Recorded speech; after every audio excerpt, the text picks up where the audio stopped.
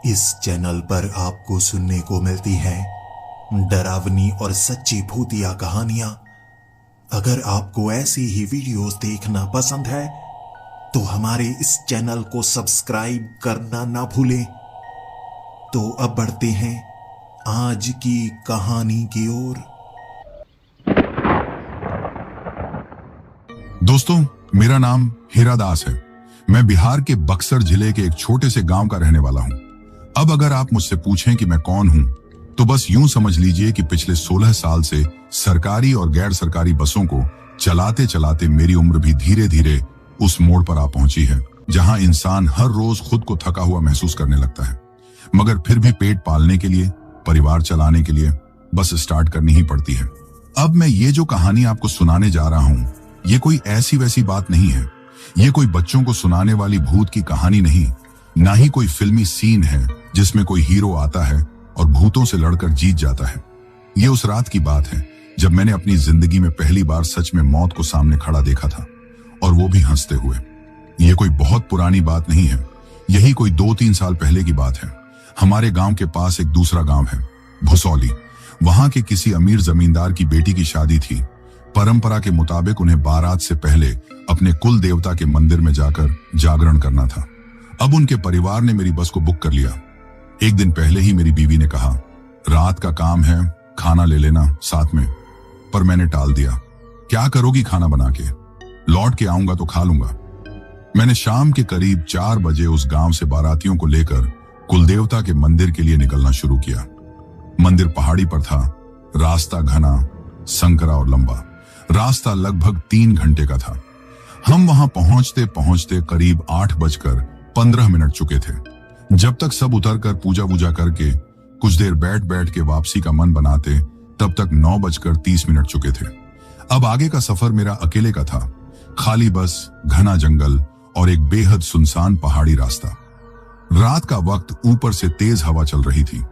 आसमान में बादल तो नहीं थे, लेकिन मन में एक अजीब सी घबराहट होने लगी थी। जैसे जैसे मैं बस लेकर नीचे उतरने लगा, वैसे वैसे भूख का एहसास भी बढ़ता जा रहा था। काश खाना रख लिया होता।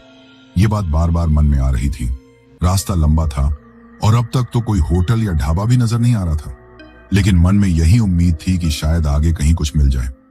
अब जैसे ही मैं करीब 10:15 पर उस पहाड़ी के नीचे के हिस्से में पहुंचा, तभी मुझे कुछ दूरी पर एक छोटा सा ढाबा नजर आया।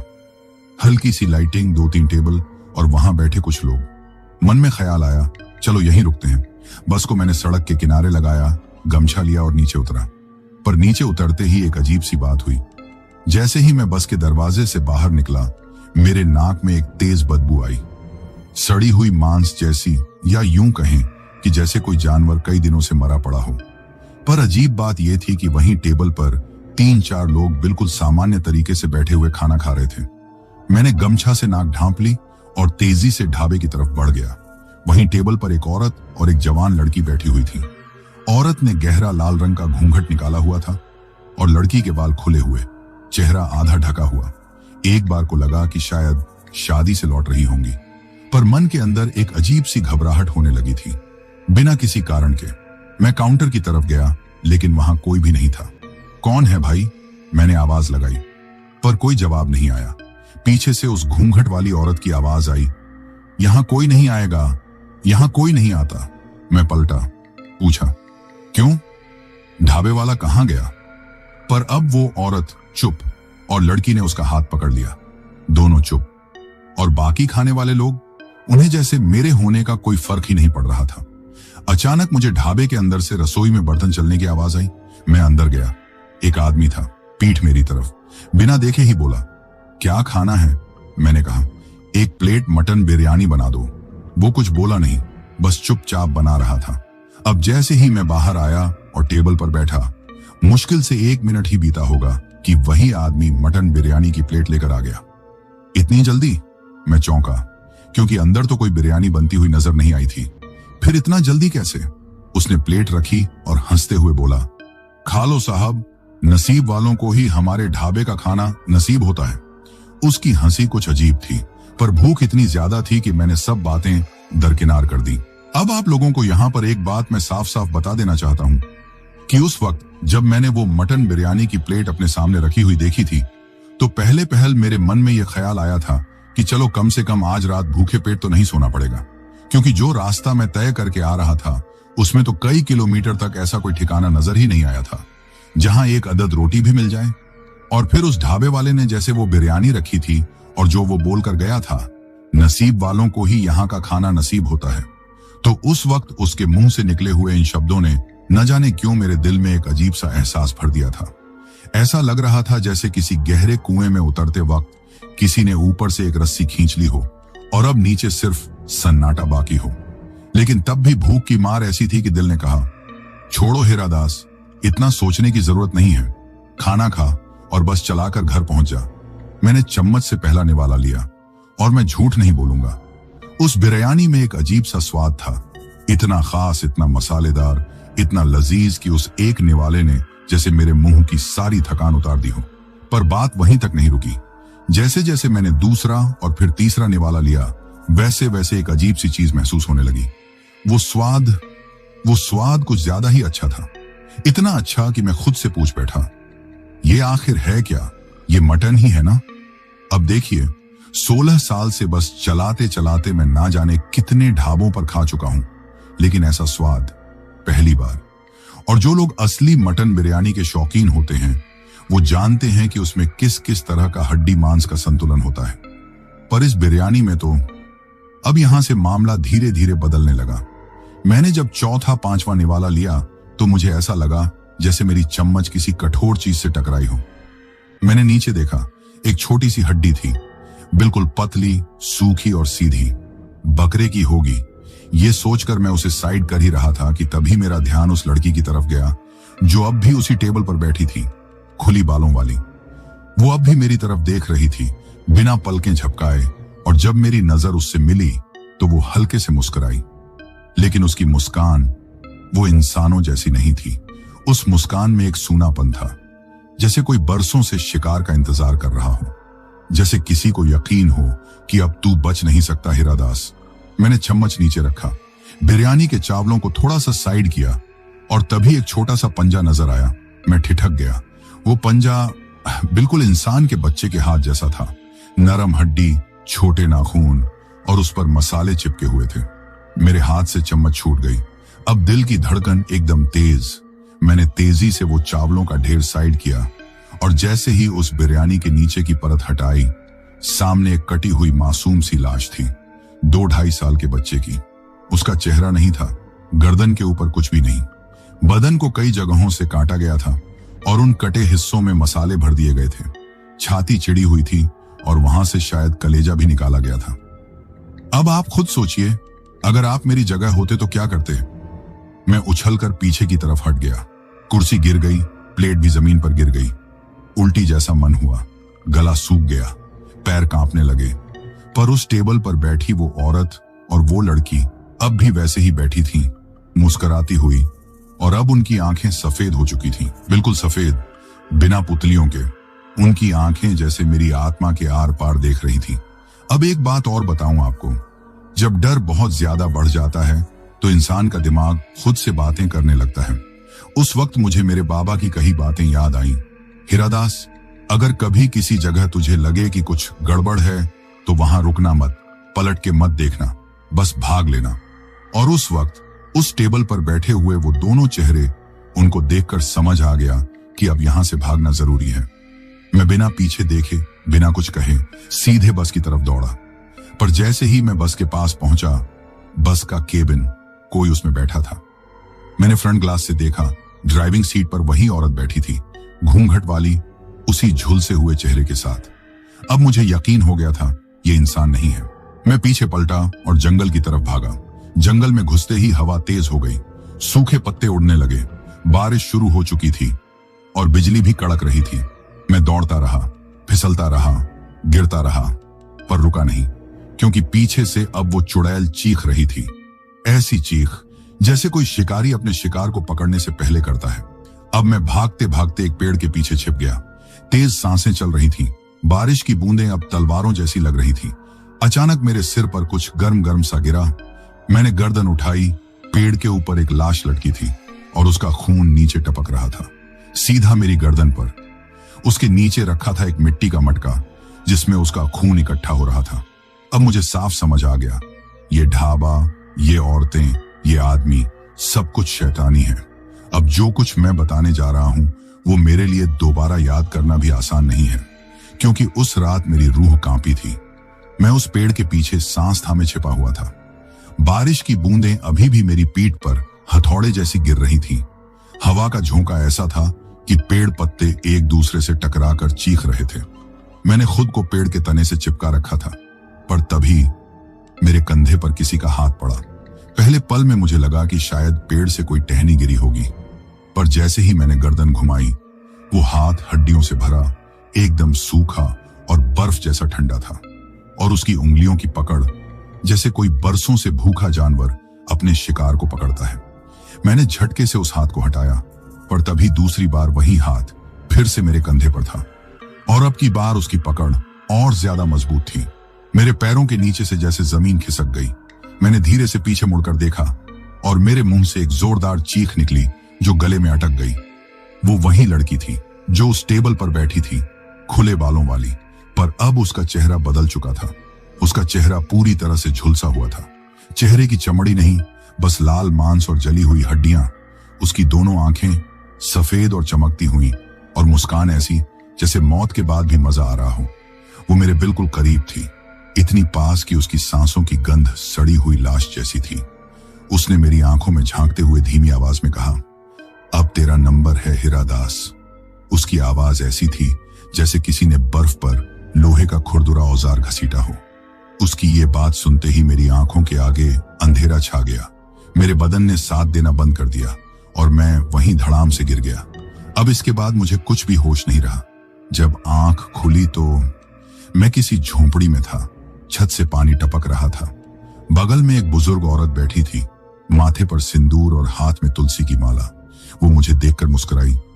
आ गए हो होश में, भगवान ने बचा लिया बेटा। मैं कुछ बोल नहीं पा रहा था, पर मेरी आंखों में सवाल थे। उन्हें शायद मेरी हालत समझ में आ गई थी। उन्होंने धीरे से मेरी हथेली पकड़ी और बोली, तुम्हें हम जंगल के अंदर एक पेड़ से रस्सी से बंधा हुआ पाए। शरीर जगह जगह से कटा हुआ था। नीचे एक मटका रखा था जिसमें तुम्हारा खून भर रहा था। यह सुनकर मेरी आंखों से आंसू निकल आए, क्योंकि मुझे सब याद आने लगा। बच्चे की लाश, चुड़ैल का झुलसा चेहरा, बस में बैठी वो औरत और मटन बिरयानी के नीचे इंसानी हाथ। मैंने बहुत धीमी आवाज में कहा, वो सब क्या था अम्मा? कौन थे वो लोग? बुजुर्ग औरत बोली, बेटा वो ढाबा आज से 20 साल पहले जलकर खाक हो गया था। कहते हैं वहां जो लोग थे उन्होंने इंसानों को मारकर खिलाना शुरू कर दिया था। एक दिन किसी ने आग लगा दी और सब जलकर मर गए। तब से वो ढाबा नहीं है, बस कुछ लोगों को कभी कभी वहां कुछ दिखता है। अब आप लोग सोचिए, जिस चीज को मैंने अपनी आंखों से देखा वो असल में 20 साल पहले खत्म हो चुकी थी, पर फिर भी मैं वहां गया। मैंने सब महसूस किया और बस बच गया। लेकिन ये सब खत्म नहीं हुआ। कहानी अभी बाकी है, क्योंकि मैं जब ठीक होकर अपनी बस लेने गया तो वहां मुझे एक ऐसा मंजर दिखा जिसने फिर से मेरी रूह कांप दी। जब मैं थोड़ा ठीक हुआ तो सबसे पहला ख्याल मेरे जहन में यही आया कि मेरी बस का क्या हुआ होगा, क्योंकि आखिरी बार जब मैं उसे देखा था तो उसके ड्राइवर सीट पर वही झुलसी हुई चुड़ैल बैठी थी, और उसके बाद तो मैं सीधे जंगल में दौड़ गया था। अब आप खुद सोचिए, एक ड्राइवर की जान से भी ज्यादा उसकी बस होती है। मेरे लिए वो बस सिर्फ मशीन नहीं थी, बल्कि रोजी रोटी थी। मैंने अम्मा से कहा, अम्मा मेरी बस वहीं खड़ी रही होगी ना? अम्मा ने धीरे से जवाब दिया, हाँ बेटा, तुमको पेड़ से उठाकर लाने के बाद कुछ लोगों ने जाकर देखा था, बस वहीं थी, लेकिन अब तक तो धूल से भर गई होगी। 10 दिन हो गए। ये सुनते ही मुझे बेचैनी होने लगी। मेरे अंदर कुछ कह रहा था कि मुझे अभी जाना चाहिए, जाकर देखना चाहिए कि कहीं कुछ बदल तो नहीं गया। अगले दिन सुबह सुबह मैं उस गांव के 2 लोगों को साथ लेकर निकल पड़ा। रास्ता वही था, जंगल के बीच से गुजरता।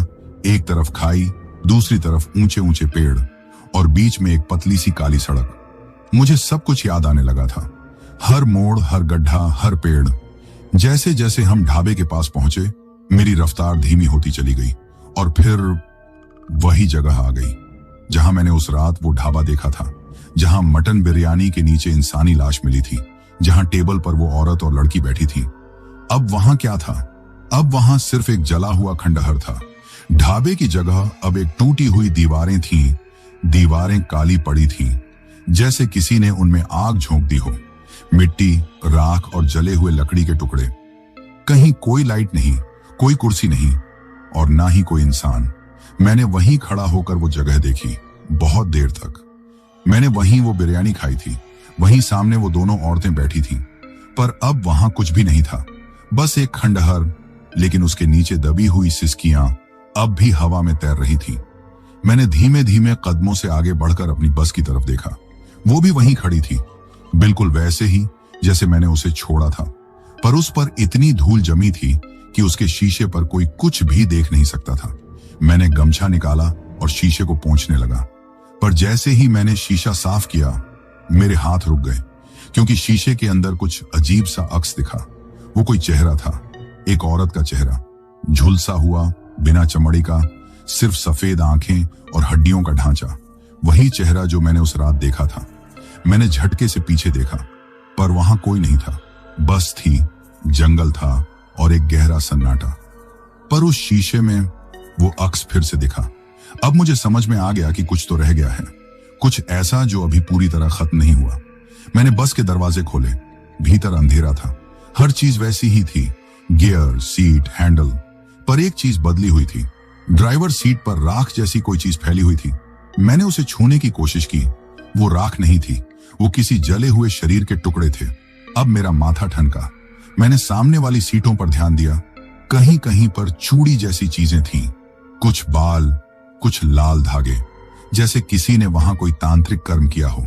और सबसे अजीब बात, बिरयानी की प्लेट अब भी वहीं थी, पर अब उसमें चावल नहीं थे, उसमें बस खून के धब्बे और एक सूखी उंगली पड़ी थी। अब मुझे समझ में आ गया कि मैं उस जगह को जितना छोड़ना चाहता हूं, वो जगह मुझे उतना ही अपने पास खींच रही है। मुझे वहां से भागना था। मैंने बस को स्टार्ट किया। अचानक इंजन गरजा, पर जैसे ही मैं बस आगे बढ़ाने लगा, पीछे से एक हंसी की आवाज आई। वही हंसी जो उस औरत की थी। अब आपको लगता होगा कि बात यहीं खत्म हो जाएगी। नहीं दोस्त, कहानी अब असली मोड़ पर आने वाली है, क्योंकि जब मैं बस लेकर अपने गांव वापस पहुंचा तो मुझे एक डायरी मिली, जिसमें उस ढाबे की पूरी भयानक कहानी लिखी थी। जब मैं उस दिन अपनी बस लेकर वापस गांव लौटा था तो मेरी बीवी ने दरवाजा खोला। चेहरे पर वही सवाल, वही चिंता जो किसी औरत के मन में तब आती है जब उसका मर्द 10 दिन बाद अचानक होश में आता है। मैंने कुछ नहीं कहा, बस उसके माथे पर हाथ रखा और चुपचाप अंदर आ गया। लेकिन जैसे ही मैं अपने कमरे में पहुंचा, मुझे मेरी चारपाई के ऊपर एक पुरानी सी डायरी रखी मिली। अब आप खुद सोचिए, मैं 10 दिन तक जंगल में था, झोपड़ी में पड़ा हुआ था। किसी को नहीं बताया कि मैं कहां जा रहा हूं। फिर भी ये डायरी मेरे बिस्तर पर कैसे आई? उस डायरी पर धूल थी, किनारे जले हुए थे और ऊपर लिखा था, रक्त ढाबा 1997। मैं ठिठक गया। रक्त ढाबा? कितने साल पहले की बात है? 1997, यानी आज से लगभग 28 साल पहले। मैंने धीरे से उस डायरी को उठाया और जब पहला पन्ना पलटा तो मेरी उंगलियों में जैसे किसी ने सुई चुभो दी हो। पन्ना लाल था, सिर्फ पेन की स्याही से नहीं, उस पर खून के धब्बे थे। पहला पन्ना, अगर तू ये पढ़ रहा है तो समझ ले तेरा नंबर आने ही वाला है, क्योंकि जिस रात तूने उस ढाबे में कदम रखा, उस रात तुझे मौत ने देख लिया था। मैं वहीं बैठ गया। सांसें तेज हो गईं, धड़कन सीने को तोड़कर बाहर निकलने को मचल रही थी। कौन था जिसने ये डायरी रखी? क्यों लिखा कि मेरा नंबर आने वाला है? मैंने अगले पन्ने पलटे। हम 3 दोस्त थे, अजीत, महेंद्र और मैं, राजू। साल 1997 में हम बनारस से गाड़ी चलाकर लखनऊ जा रहे थे। रात के करीब 10 बजे एक ढाबा दिखा, बिल्कुल वैसा ही जैसे तूने देखा। लाइटिंग, कुर्सियां, 2 औरतें, एक बच्ची, सब कुछ। हम भी रुक गए थे। अब मेरे रोंगटे खड़े होने लगे। ये वही कहानी थी जो मेरे साथ हुई थी। राजू ने आगे लिखा था, महेंद्र ने मटन बिरयानी मंगवाई और जिस वक्त उसने खाया तो उसमें से बच्ची की आंख निकली। हमें भागना पड़ा, पर अजीत वहीं रह गया। हमने पुलिस को बताया, पर जब दोबारा वहां गए तो बस खंडहर था। अब मुझे यकीन हो गया, मैं अकेला नहीं हूं। इस ढाबे ने कईयों को शिकार बनाया है। पर सवाल यह है, राजू की डायरी मेरे घर कैसे आई? मैंने उस रात किसी से कुछ नहीं कहा, डायरी छिपा कर रख दी। पर जैसे ही मैंने सोने की कोशिश की, घर में अजीब आवाजें आने लगी। कभी ऐसा लगता जैसे कोई आहिस्ता आहिस्ता खिड़की के बाहर चल रहा हो, कभी कोई दबी दबी हंसी, कभी कोई लंबी सांसों की आवाज। मैंने सोचा शायद मेरा वहम हो, पर तभी मेरी दीवार पर वो छाया दिखी, एक झुलसी हुई औरत की आकृति। वो मुझे देख रही थी। मैं घबरा कर उठ गया, बीवी को भी जगाया, पर उसने कुछ नहीं देखा। उसने कहा, तुम ठीक नहीं हो हीरा दास, डॉक्टर को दिखाओ। पर मैं जानता था डॉक्टर इस डर का इलाज नहीं कर सकता। सुबह होते ही मैं वापस गया उस झोपड़ी में जहां मुझे बचाया गया था। अम्मा से पूछा, क्या यहां कोई डायरी रख गया था? उन्होंने कहा, नहीं बेटा, जब हमने तुम्हें पेड़ से उतारा था तो तुम्हारे बदन पर कुछ नहीं था, डायरी तो नहीं मिली थी। अब सवाल और भी बड़ा हो गया। डायरी अगर किसी इंसान ने नहीं रखी तो क्या वो अपने आप वहां पहुंची, या फिर जिसका नाम उस डायरी में था उसकी आत्मा ने भेजी थी? उस दिन मैं पूरे दिन उस डायरी को देखने की हिम्मत नहीं कर पाया। कभी कभी किताबें सिर्फ पढ़ने के लिए नहीं होती, वो अपने साथ कुछ लाती हैं। शाम होने लगी थी। घर में खामोशी कुछ ज्यादा ही चुपचाप थी। बीवी रसोई में थी, बच्चे खेलने नहीं गए थे, मानो उन्हें भी कुछ अनदेखा डर महसूस हो रहा हो। और मैं अपने कमरे में उसी डायरी के सामने बैठा था। धीरे धीरे कांपते हाथों से मैंने अगला पन्ना पलटा। 29 मार्च 1997, राजू का लिखा हुआ दिन विशेष। आज अजीत की बरसी है। उसे गए हुए 1 साल हो गया, पर वो हर रात सपनों में आता है। कहता है, राजू मुझे छोड़कर क्यों चला गया? मैं जवाब नहीं दे पाता। मेरी सांसें थम गईं। सपनों में आना, पलंग के पास खड़ा रहना, बिना पलक झपकाए देखना, ये बातें अब मेरे लिए सिर्फ राजू की कहानी नहीं रह गई थी, ये मेरे घर में भी हो रही थी। कल रात ही जब मैं सो रहा था तो मुझे लगा था कोई मेरे बगल में खड़ा है, और जब आंख खोली तो सिर्फ अंधेरा था, लेकिन उस अंधेरे में एक झुलसी हुई सांस की गर्मी थी। मैंने डायरी का अगला पन्ना पलटा। 1 अप्रैल 1997। महेंद्र अब बात नहीं करता, वो दीवारों से बातें करता है। कहता है, वो लड़की आज भी मुझसे खाना मांगती है। मैंने उसकी आंखों में डर नहीं देखा, मैंने उसमें वो आंखें देखी जो उस ढाबे वाली लड़की की थी, उन्हीं सफेद आंखों की परछाई। अब मेरी रीढ़ की हड्डी में झुरझुरी दौड़ गई। क्या डायरी सिर्फ डर बताती है, या वो डर को धीरे धीरे जिंदा भी कर देती है? मेरे घर में अब अजीब सी चीजें होने लगी थी। कभी घर का दरवाजा अपने आप खुल जाता था, कभी बाथरूम का नल अपने आप चलने लगता था, कभी रसोई से बर्तन गिरने की आवाज आती थी जबकि कोई होता ही नहीं था। मैंने फिर से डायरी पढ़ी। 8 अप्रैल 1997। मैंने एक रात वो आवाज सुनी, बिरयानी की खुशबू के साथ आई थी, और उस खुशबू में सड़न भी थी। मुझे याद है उस रात मैंने बिस्तर के नीचे कुछ सरकते हुए देखा था, कोई बच्चा बिना सिर का जो पेट के बल रेंग रहा था। अब मैं चुपचाप डायरी बंद कर देता हूं।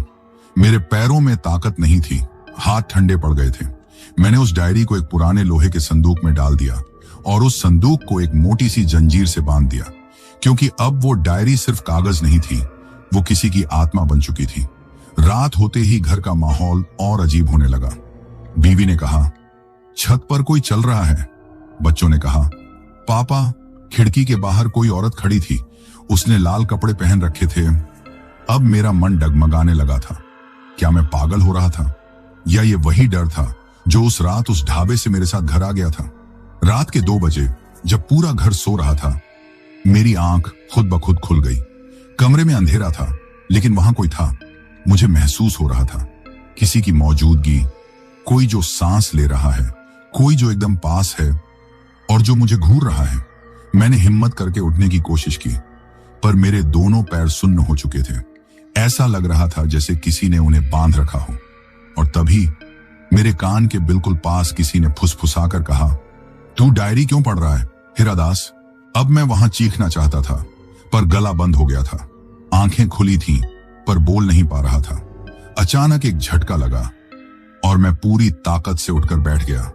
कमरे में कोई नहीं था, पर खिड़की खुली थी और बाहर वहीं लाल कपड़े में कोई आकृति फिर से खड़ी थी। अब मैं समझ गया, वो डायरी सिर्फ पढ़ने की नहीं थी, वो एक दरवाजा थी जिससे वो सब कुछ फिर से लौट रहा था।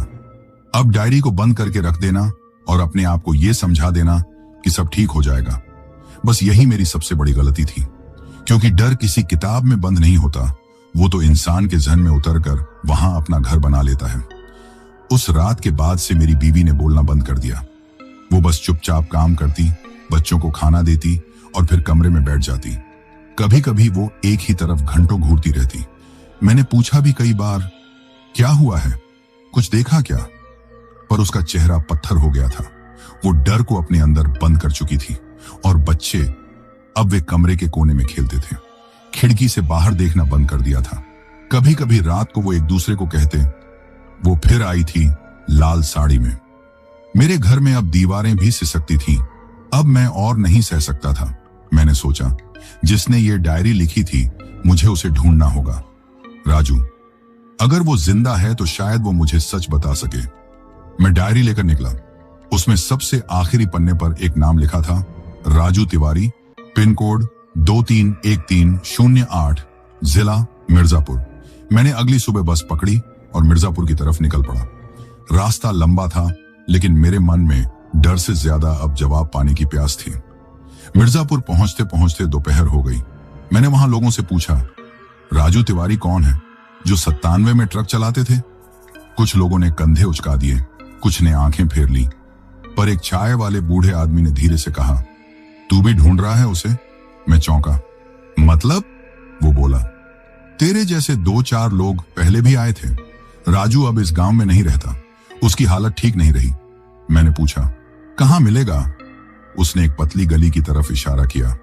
उस ओर एक पुराना कुआं है, उसके पास एक झोपड़ी है, वहीं रहता है अब।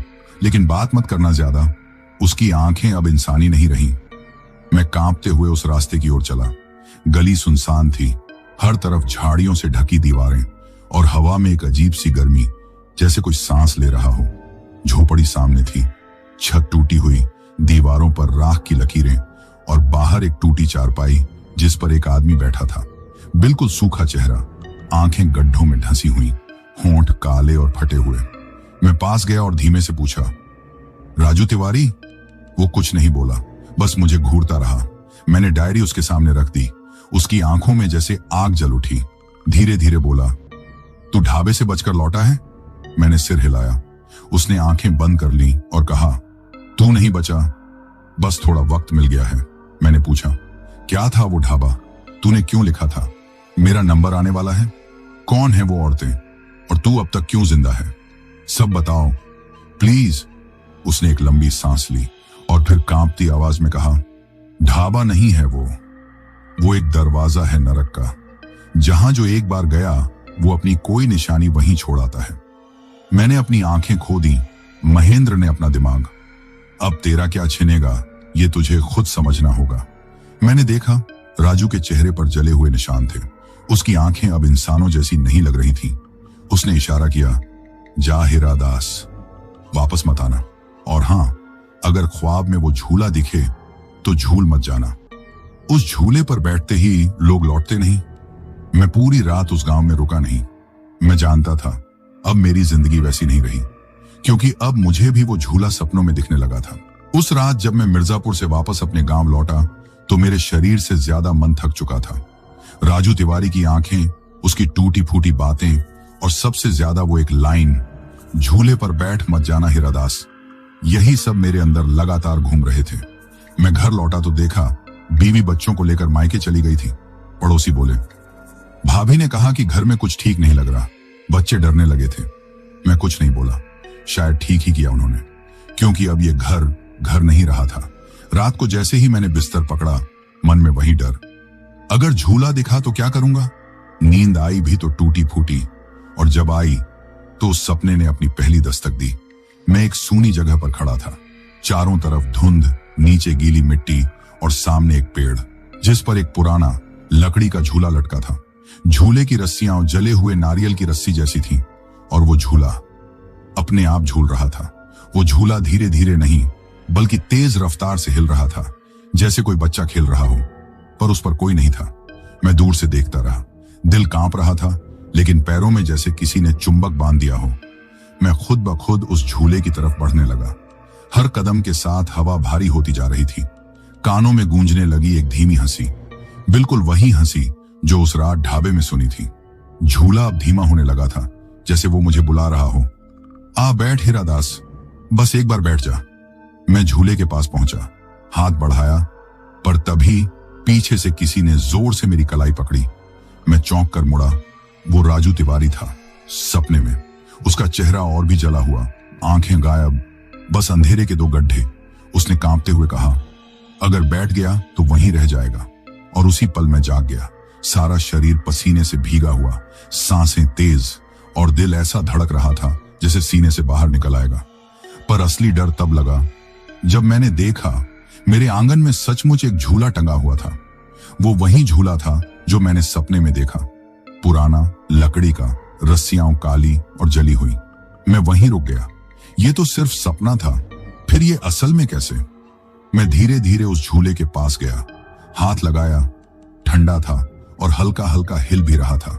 अचानक झूले के नीचे की मिट्टी हिलने लगी, जैसे किसी ने अंदर से झोर मारा हो, और मिट्टी से निकला एक बच्चे का हड्डियों से बना हाथ। अब मैं वहां नहीं रुक पाया, घर छोड़कर भाग गया। गांव के मंदिर पहुंचा और पुजारी को सब बताया। वो कुछ देर चुप रहे और फिर बोले, जिस रास्ते से तू डर को लेकर आया है, अब उससे वापस जाना पड़ेगा। मैंने कहा, मतलब? उन्होंने कहा, डर वहीं छूटता है जहां से उठता है। तू फिर से उस ढाबे के पास जा, अकेले, और जो तुझे दिखे उसे आंख में आंख डालकर देख, वरना वो डर तेरा बन जाएगा, तेरे खून का हिस्सा। अब मैं जान चुका था, डर से भागने का कोई फायदा नहीं, अब उससे भिड़ना होगा। अगली रात मैं बस लेकर अकेले उसी रास्ते पर चला जहां कभी वो ढाबा था। अब वहां सिर्फ राख थी, टूटी दीवारें और सन्नाटा। पर जैसे ही मैं वहां रुका, झूला खुद ब खुद मेरी बस से उतर गया। रात के तकरीबन 11 बज रहे थे। मेरी पुरानी सी बस फिर से उसी रास्ते पर लौट रही थी जहां मैंने पहली बार वो ढाबा देखा था, जहां मटन बिरयानी में इंसानी मांस निकला था और जहां से मेरी जिंदगी बदलनी शुरू हुई थी। मैं अकेला था, न कोई सवारी, न कोई साथी, बस मैं और मेरी सांसें। सड़क वहीं थी, पेड़ वहीं थे, और वो ढाबे का जला हुआ खंडहर भी वहीं था। पर इस बार एक चीज और थी, वो झूला जो पिछली रात मेरे आंगन में था। अब वही झूला उस जले हुए ढाबे के सामने पेड़ पर टंगा हुआ था, हल्के हल्के हिलता हुआ, जैसे वो जानता हो कि मैं आने वाला हूं। बस को मैंने उसी जगह रोका जहां उस रात खड़ी की थी। इंजन बंद किया, गाड़ी से उतरा और झूले की तरफ बढ़ा। अब डर नहीं था, गुस्सा था, बेचैनी थी और जवाब चाहिए थे। जैसे जैसे मैं पास जा रहा था, वो झूला तेजी से हिलने लगा, जैसे कोई उस पर बैठा हो और झूला झूल रहा हो। पर वहां कोई नहीं था, कम से कम आंखों से तो नहीं, पर दिल कह रहा था, वो है, देख रहा है तुझे हीरा दास। मैंने पास जाकर झूले को रोका, हाथ से पकड़कर थाम लिया। जैसे ही झूला थमा, चारों तरफ सन्नाटा छा गया। हवा रुक गई, जैसे पूरा जंगल मेरी ओर देख रहा हो। और तभी झूले की रस्सी से खून टपकने लगा। मैंने ऊपर देखा, पेड़ की डाल पर कोई बैठा था, पर साफ दिख नहीं रहा था। मैंने अपनी जेब से टॉर्च निकाली और ऊपर रोशनी फेंकी। वो वही थी, वही झुलसी हुई लड़की, सफेद आंखें, जले हुए बाल, आधा चेहरा गायब। वो धीरे से बोली, तू क्यों आया वापस? मैंने कांपती आवाज में कहा, मैं डर को यहीं छोड़ने आया हूं, जहां से उठाया था। उसकी आंखों में अजीब सी चमक आई। डर सिर्फ उठाया नहीं जाता हीरा दास, डर तुझ में घुल चुका है। अब तू ही रास्ता है दूसरों को लाने का। मैं चौंका, क्या मतलब? जैसे तुझे किसी ने उस रात हमारे ढाबे की ओर मोड़ा था, वैसे अब तू मोड़ेगा किसी और को। तू अब दरवाजा बन गया है, और जब तक तुझ में डर जिंदा है, तब तक वो दरवाजा खुला रहेगा।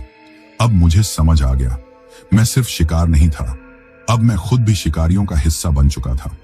जिस डर से मैं भाग रहा था, अब वो मुझ में ही बस चुका था। वो लड़की झूले से कूद पड़ी, पर जमीन पर गिरने की आवाज नहीं आई। मैंने चारों ओर देखा, कुछ नहीं था। पर तभी मेरी बस का हॉर्न अपने आप बज उठा, तेज, लगातार, डरावना। मैं भागते हुए बस की ओर दौड़ा।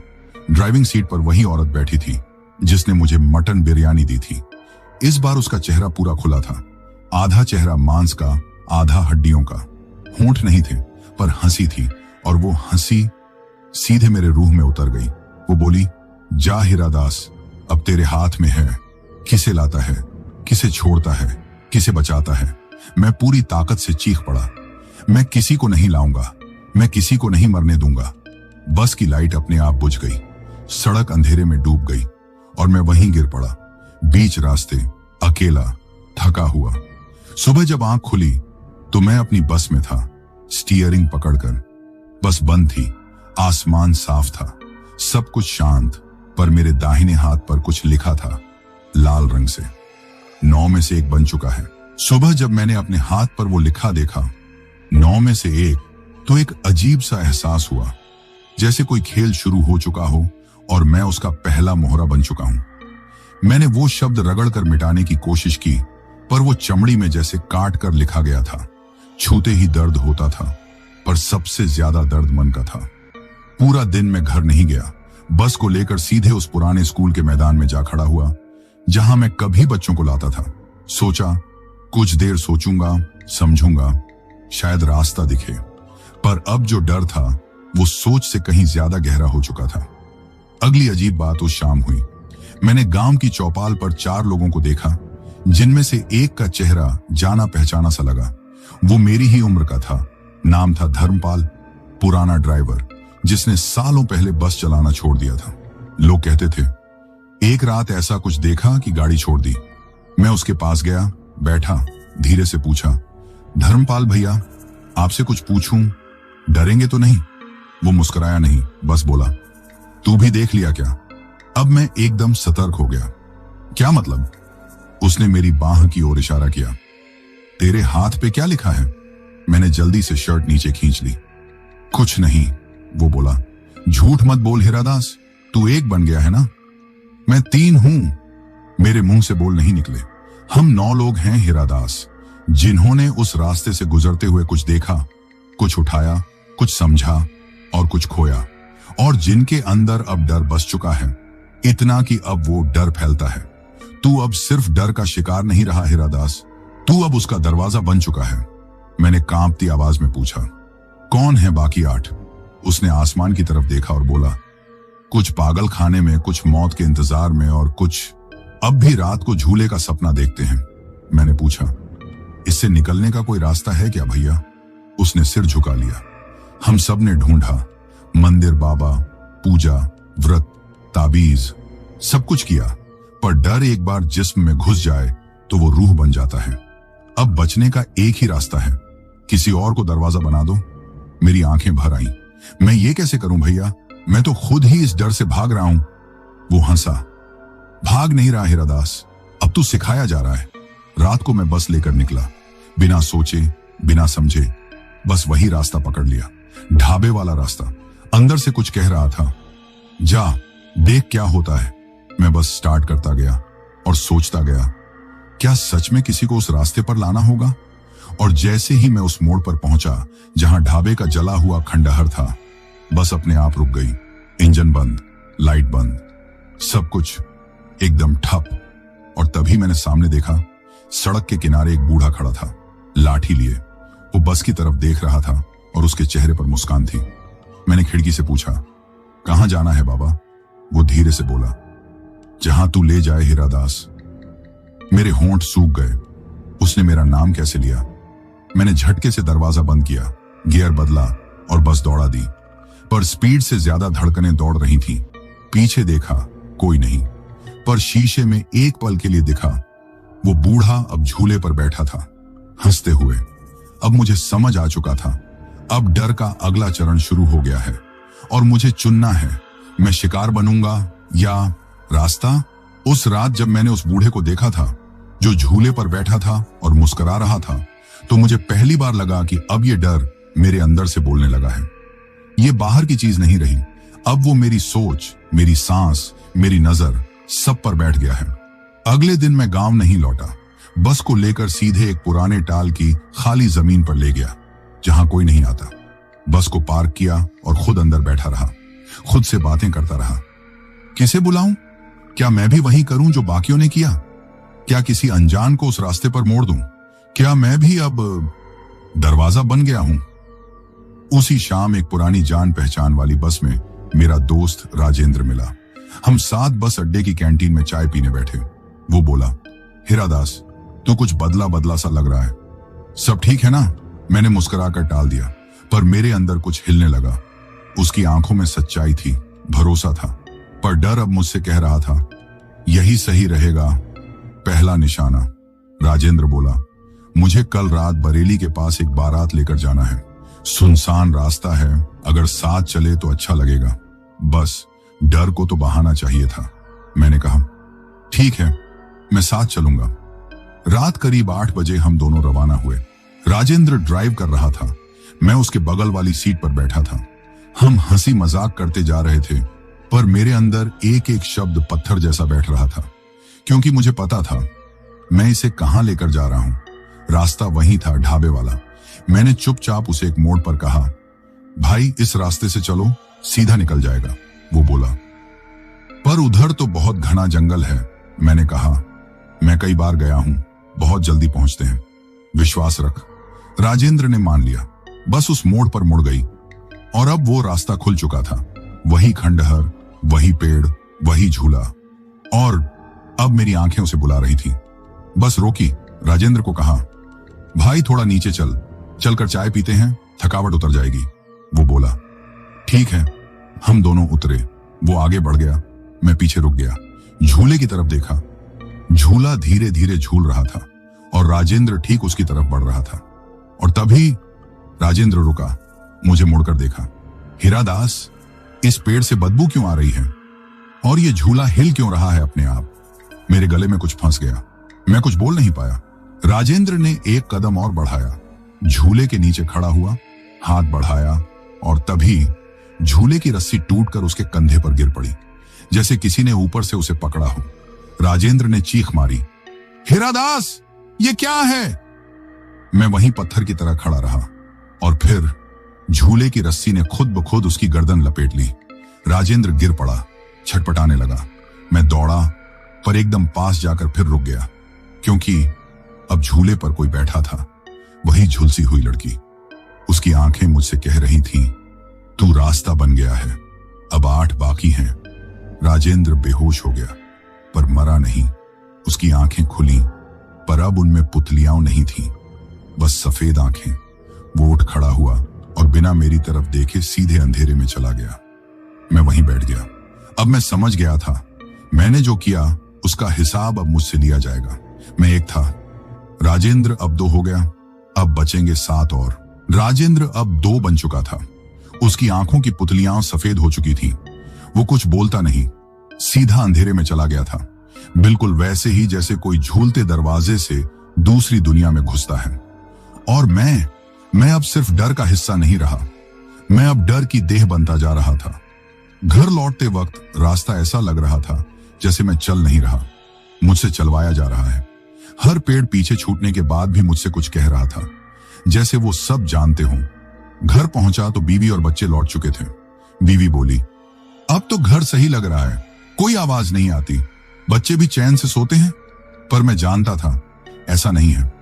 डर अब घर से बाहर नहीं गया, वो मेरे अंदर समा गया है। रात को लेटा तो झूला फिर से सपने में आया, पर इस बार सिर्फ झूला नहीं था। अब 2 लोग झूले के नीचे खड़े थे, मैं और राजेंद्र। हम दोनों के सिर के ऊपर एक एक नंबर चमक रहा था, 1 और 2, और हमारे सामने 8 खाली झूले लटक रहे थे। हर झूले के नीचे एक नाम जो अभी मिटे हुए थे।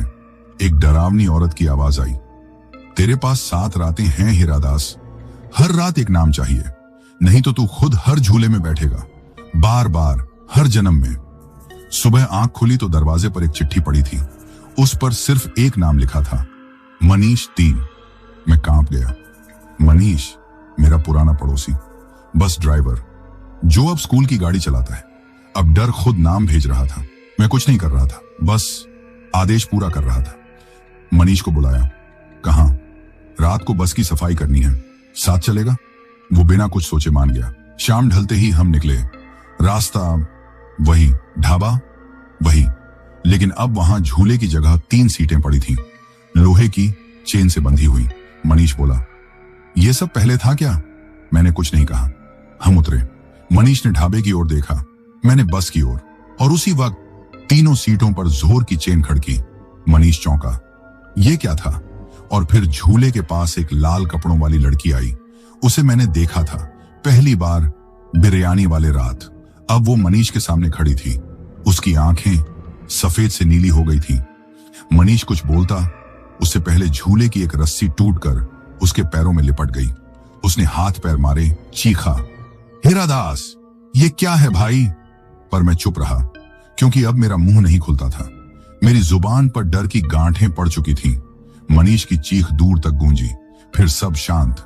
जब मैं पास गया तो वो वहीं बैठा था, एक तक झूले को देखता हुआ, और उसकी बांह पर लिखा था 3। अब मैं घर लौटा और जैसे ही कमरे में गया, दीवार पर कुछ लिखा था, 6 और हर झूला इंतजार कर रहा है। अब डर सिर्फ मुझे नहीं, मेरे घर को भी जीने लगा था। और फिर एक और सपना। इस बार सारे झूले भरे हुए थे, मेरे अलावा 8 झूले, हर झूले पर चेहरा, कुछ जाने पहचाने, कुछ अजनबी। पर 9वें झूले पर मेरा नाम लिखा था, लेकिन चेहरा गायब था। और फिर वही औरत बोली, तू आखिरी होगा हीरादास, ताकि फिर चक्र शुरू किया जा सके। अब तक 8 नाम पूरे हो चुके थे। हर नाम के साथ एक झूला भरता गया, और मैं बस देखता रहा, जैसे मैं कोई इंसान नहीं, बल्कि किसी परछाई का साजिशी हिस्सा हूं। हर रात जब मैं सोने जाता तो सपनों में झूलों की गिनती दिखती, 1, 2, 3 और अब 8। बस एक बचा था, वो झूला जिस पर मेरा नाम लिखा था। मेरे हाथ, मेरी पीठ, मेरी आंखें, अब सब में कुछ और उतर चुका था। अब वो मैं नहीं रहा जो कभी था। अब लोग मुझे देखकर कहते, हीरादास, तू बदल गया है। और मैं बस मुस्कुरा देता, क्योंकि अब मेरी मुस्कान में भी डर का अंश आ चुका था। एक रात जब मैं कमरे में अकेला बैठा था तो दरवाजा खुद ब खुद खुला। बाहर कोई नहीं था, पर दरवाजे की चौखट पर एक कागज पड़ा था। मैंने उठाया, उस पर लिखा था, तू तैयार है, अब तेरा झूला हिलेगा। मैं समझ गया, अब मेरी बारी है। मैंने चप्पल पहनी, गमछा लिया और बिना किसी को बताए सीधा उस जगह की ओर निकल पड़ा जहां से यह सब शुरू हुआ था। रास्ता अब नया नहीं था, अब वो मेरे मन का हिस्सा बन चुका था। हर पेड़ अब मुझे जानता था, हर मोड़ मुझे पहचानता था, जैसे मैं उस रास्ते का नहीं, बल्कि वही रास्ता अब मेरा हो चुका था। जब मैं वहां पहुंचा तो अब वहां झूला नहीं था, ना ही कोई खंडहर, ना कोई पेड़, सिर्फ एक गोल चबूतरा, और उसके बीचों बीच एक पत्थर पर खुदे हुए 9 नाम। 1 से 8 तक के नाम चमक रहे थे। 9वां नाम मेरा था, हीरादास। लेकिन वो अभी अधूरा था। फिर अचानक धरती हिली, चबूतरे के बीच से एक लोहे की श्रृंखला ऊपर उठी और उसे बंधा एक आखिरी झूला प्रकट हुआ। खाली झूला, सिर्फ मेरे लिए।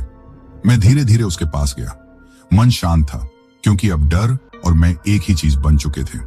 मैं झूले के पास रुका और तभी पीछे से एक आवाज आई, अगर बैठ गया तो चक्र पूरा हो जाएगा।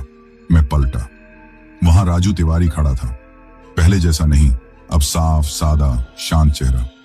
अगर तू बैठ गया तो अगला चक्र शुरू हो जाएगा, फिर अगले 9, फिर अगले, फिर कभी यह रुकेगा नहीं।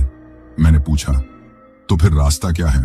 वो बोला, डर से बाहर निकलने का सिर्फ एक तरीका है, उसे पहचानना लेकिन अपनाना नहीं।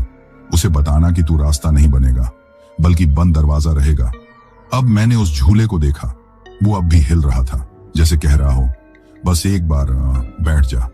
पर अब मैं जान चुका था, अगर मैं बैठ गया तो फिर कभी हीरादास नहीं रहूंगा। मैंने गमछा निकाला और उस झूले की रस्सी पर बांध दिया, बिल्कुल कस के, और पहली बार झूला थम गया। आसमान में बिजली चमकी और चबूतरे की मिट्टी से एक काली लकीर निकली, जो 9 नंबर के नाम पर जाकर रुक गई, मेरे नाम पर।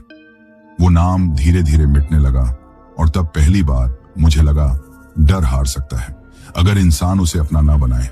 मैं लौट आया, गांव भी वहीं था, घर भी वहीं, पर अब कुछ बदला हुआ था। बीवी ने पूछा, अब सब ठीक लग रहा है?